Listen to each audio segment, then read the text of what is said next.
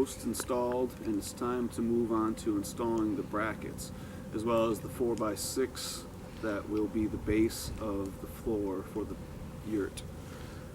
After looking around and trying a few different brackets, we decided that the two side-by-sides were best, because all the other ones only had one screw hole, and we wanted to make sure that it had the best support since it's going to be our floor.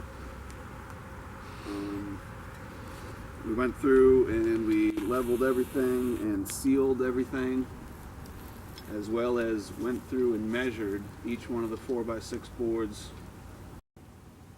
We just measured the 4x6 boards, and the next step is to install the brackets to the posts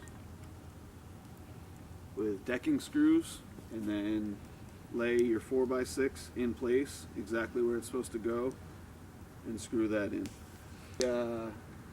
Measured pretty much to a T. We ran off in a few different spots because we had to move the sonotubes due to rocks or roots or stumps, and we ran into measuring problems later on. Well, not problems, but we just had to do a lot of calculating and a bit of math to figure out exactly what we needed to cut.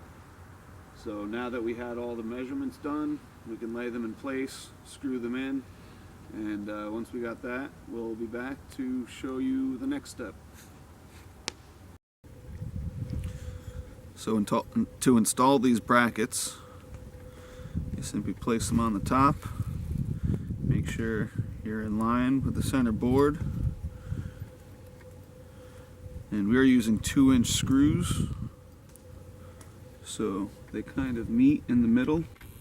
So all I'm doing to offset that is putting them in at a slight angle.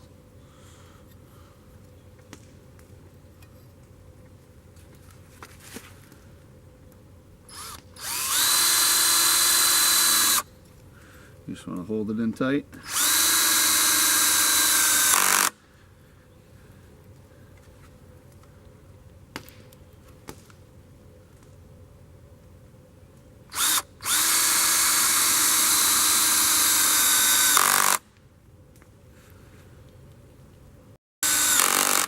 And then repeat the steps on the other side.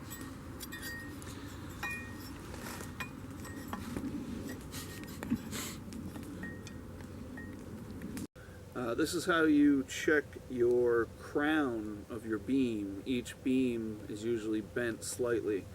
So before you do that, you just want to go through, before you screw them on, and look to see if there's a slight bump in the middle of the board. Check it this way. It looks like we found our crown this way. We put a box on the end of it there, just to make sure that when we flip it back and forth, it doesn't get dirty and muddy and mucky the whole time. So here is the angle in which you want to check to see if the crown